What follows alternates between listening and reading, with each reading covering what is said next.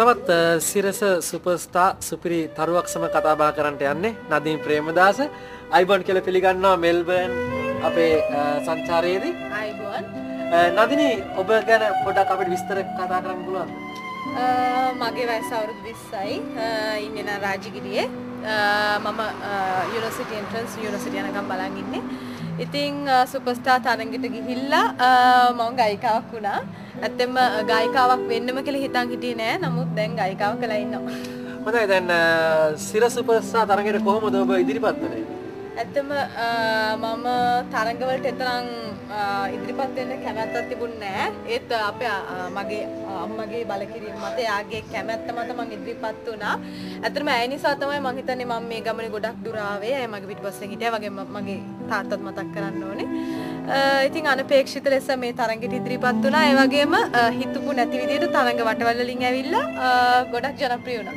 දැන් ඔබ ගීත ගායනා කරන්නට දැන් සිර සුපර්ස්ටාර් තරගෙට එන්න පෙර ආතුව වෙන මොනවා හරි තරඟවල ඉදිරිපත් වෙලා තියෙනවද? එහෙම නැත්නම් ඔබේ ගායන කුසලතාවය කොහොමද ඔබ පොඩි කාලේ ඉඳලා වර්ධනය කරගෙන ආවේ? ඇත්තම පාසල් කාලේ නම් තරඟවලට ඉදිරිපත් වෙලා තියෙනවා. ඊට අමතරව පිට තරඟවලට නම් කිසි මේ වෙලා නැහැ.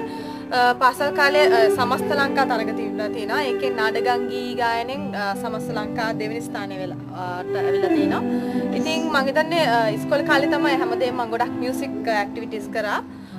ඉස්කෝලේ කාලේ තමයි තරඟවලට සහභාගී වෙන්නේ. ඊට අමතර සහභාගී වුණේ නැහැ. දැන් ඔබ පිළිගන්නවද ශ්‍රී ලංකාවේ ඔබට තිබෙන ජනප්‍රියතාවය තිබෙන්නේ ඔබේ ගායන කුසලතාවය නිසාමද? එහෙම නැත්නම් ඔබේ රුව නිසාද? එහෙම නැත්නම් ඔබගේ කතා කරන විලාසය නිසාද? මේ ටික ඔබගෙන් මම අහුවොත් ඔබ කොහොමද හිතන්නේ?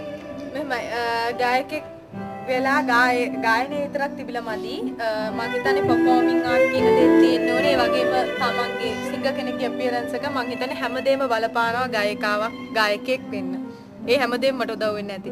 හොඳයි නදිනි අවසාන වශයෙන් අහන්න කැමතියි ඔබගේ අනාගත බලාපොරොත්තු මොනවද? මොනවද ඔබ සංගීත ශාස්ත්‍රයට ඉදිරියේදී දෙන්න බලාපොරොත්තු වෙන්නේ? අනාගත බලාපොරොත්තු ලොකුම බලාපොරොත්තු මගේ ඉගෙනීම ඉවර කරගන්න එක. ඊට පස්සේ ඉතින් සංගීතයන් මම නවත්තන්නේ නැහැ. මොකද මගේ උපාධිය ලෙස ආධාරන්නේත් මගේ සංගීතය. ඒත් එක්කම සංගීතේ මගේ වැඩ කටයුතු ගොඩක් ඉස්සරහට සැලසුම් කරලා තිනවා. මගේ ලයිව් ඉන් කොන්සර්ට් එකක් තියෙනවා. ඒ වගේම ඇල්බම් එක ඉදිරියට එන්න තියෙනවා.